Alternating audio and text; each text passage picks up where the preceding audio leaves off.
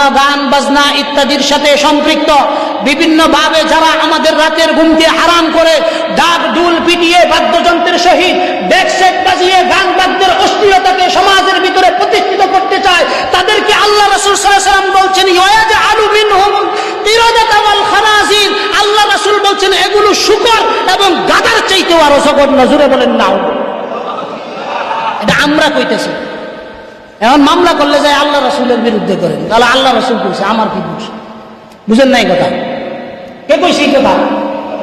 আল্লাহ রাসূল। রহমানিয়া মসজিদের ওই নুরুওয়ালার মসজিদের ইমাম সাহেব কইতো, নুরুওয়ালার মসজিদের ইমাম সাহেব খালি তরজমা হচ্ছে।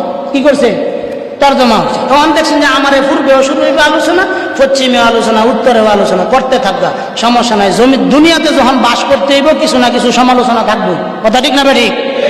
কেডা কি কইলো না কইলো এইটা চিন্তা হইলে আমরা হুজুরগিরি হই না।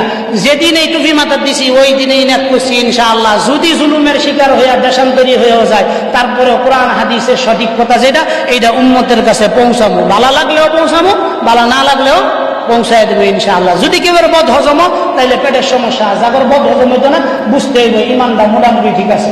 ইমান কি আছে? মোটামুটি ঠিক আছে ইনশাআল্লাহ। হযরত ইবনে সাদ রাদিয়াল্লাহু তাআলা